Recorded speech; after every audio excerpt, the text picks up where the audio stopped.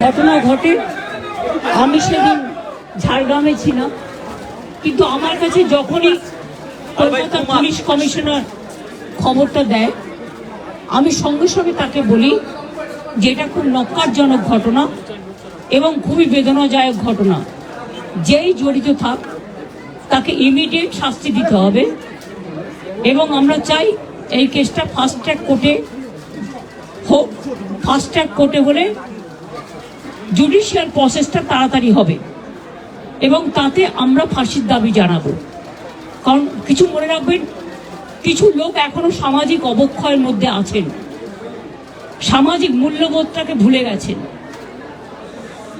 মেয়েদের গায়ে হাত দেওয়া যে কত বড় অপরাধ এবং তার সাথে যে অত্যাচার করেছে বা তাকে যেভাবে খুন করেছে, আমি আশ্চর্য হয়ে যাচ্ছি। ওখানে নার্সরা ছিলেন, ওখানে ওদের সিকিউরিটি ছিলেন,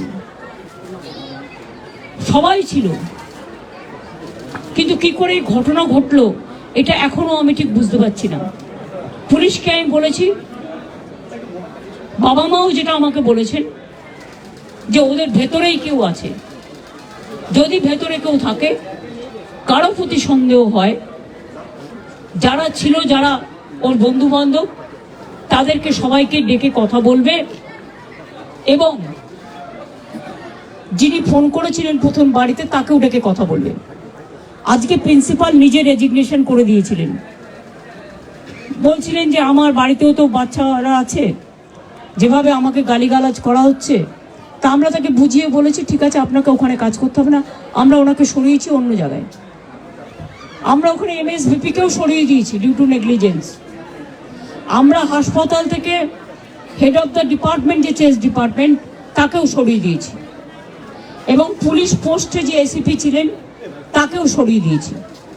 সবাইকেই সরানো হয়েছে এবং ডগ স্কোয়াড থেকে শুরু করে, ভিডিও থেকে শুরু করে, ফরেন্সিক ডিপার্টমেন্ট থেকে শুরু করে সবাইকেই ইনভলভ করা হয়েছে যাতে খুনি গ্রেপ্তার হয় এবং দোষীরা শাস্তি পায়।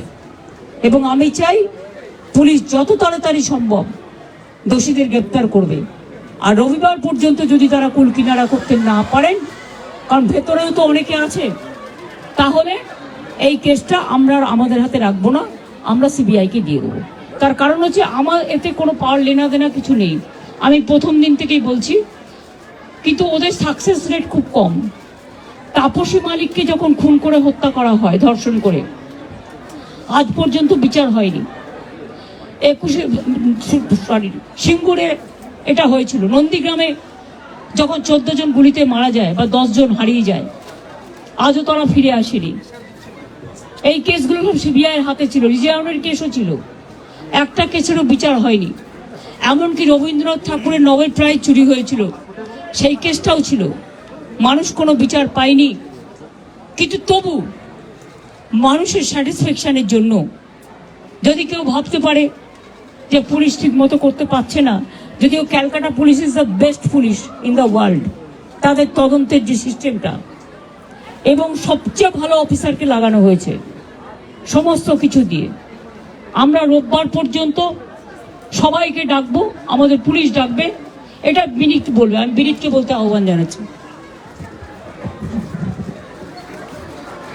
আমরা অলরেডি যে ইনভেস্টিগেশন প্রসেসের মধ্যে যারা যারা ওই পিওর কাছাকাছি ছিলেন, কোনো ধরনের কোনো কানেকশন আছে, ইনভলভমেন্ট আছে, প্রত্যেকটা লোককেই ডাকা হচ্ছে এবং ডাকা হবে যদি কারো না ডাকা হয়ে থাকে।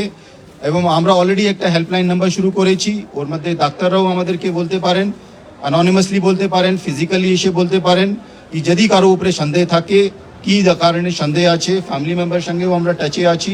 কালকে অ্যাডিশনাল CP1 পার্সোনালি এখানে এসেছিলেন, উনি ওনার ভিউটা জেনে গেছেন। আমিও আজকে এসেছি, ম্যাডাম এখানে এসছেন, আমরা ওনার ভিউটা জেনে গেছি এবং ওদের সঙ্গে আমরা কন্টিনিউয়াসলি যোগাযোগে থাকবো এবং প্রোগ্রেস অফ ইনভেস্টিগেশন নিশ্চয়ই ওদের সঙ্গে শেয়ার করব। এবং আমরা নিশ্চিত কি আগামী 4-5 দিনের মধ্যে যদি আরও কেউ থাকে, আমরা নিশ্চয়ই ওদের সবাইকে আমরা নিশ্চয়ই অ্যারেস্ট করতে পারবো। আর যদি তা সত্ত্বেও যদি ফ্যামিলি স্যাটিসফ্যাকশন না থাকে, ম্যাডাম যা বলেছেন সেটা হবে।